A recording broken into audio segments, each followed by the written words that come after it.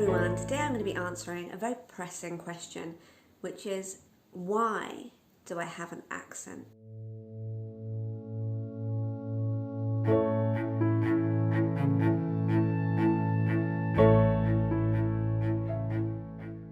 The first is perhaps the most obvious, and it's the one that all teachers work on, and that is those 45 sounds which can be found in the International Phonetic Index for British English.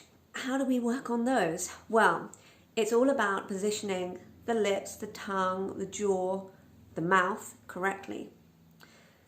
But this alone will not help you, because you could be doing all of these things more or less correctly, but still have an accent.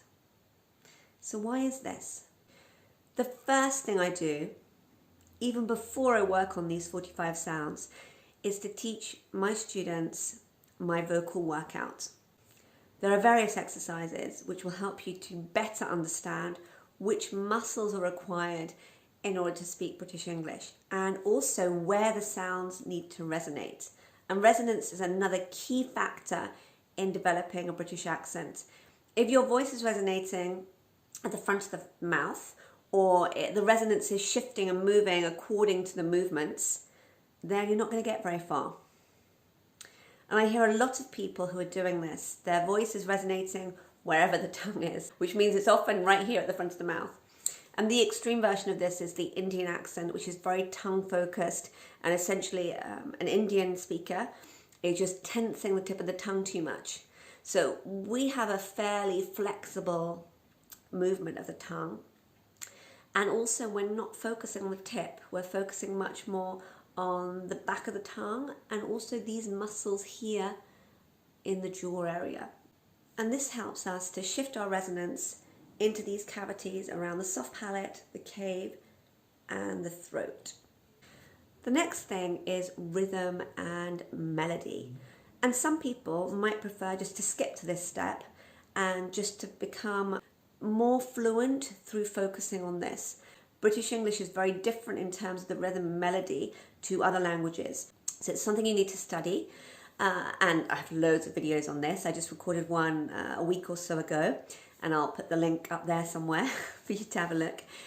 And once you do this, you're going to find that you, to start with, need to intellectualize it and then gradually put it into your speech. So you might find that, for instance, you have a phone call and you just plan one sentence with correct emphasis and then you deliver that. So watching videos is great, but it's not going to get you where you want to be. You have to actually put these things into action. I've heard people speak in public, in front of an audience, with a strong accent, but with correct rhythm and melody.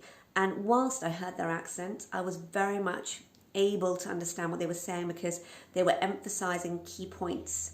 Another part of the solution is very much to do with mindset.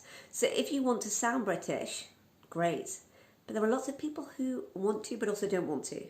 They feel a bit silly or they're not sure they like the sound of it. So that's not going to get you very far. You have to absolutely have a very clear goal. You don't want any limiting beliefs or any, oh, I'm not sure's, because that's going to hold you back. But good news, I can help you with your mindset as well. Because if it's something little like that, it's very easy to break through. If you have a repeated thought enough, it's going to become a belief. And it just takes a little bit of a coaching session to overcome that. So mindset's something very important to tick off. If necessary, you might not need to, but some people really do. Motivation is another key step. So you need to have a goal. You need to perhaps be passionate about British English, or have a goal in that perhaps you work in a British company and you need to speak in public, which is a whole other skill. And therefore you need to be well understood.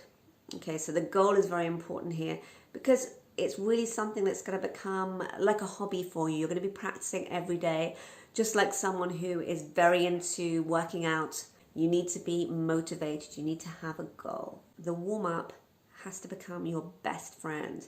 And it's pretty much like any kind of sport. The more you do it, the more effective it's going to become. Most people find after doing a warm-up, their voice naturally resonates more effectively in these cavities because you've found them essentially.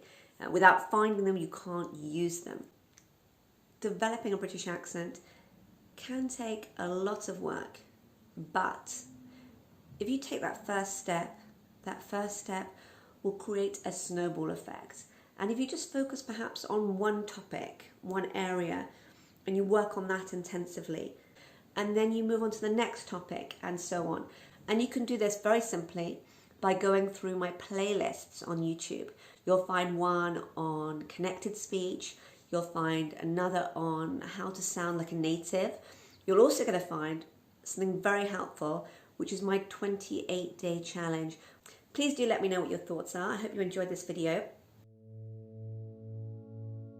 You can sign up for my membership and the link is just below. You'll get over 60 videos and you'll be invited to 2 group coaching calls per month, and the price for that is currently €19 per month, so it's a very good deal. So please do let me know what your thoughts are. I hope you enjoyed this video. I look forward to seeing you soon.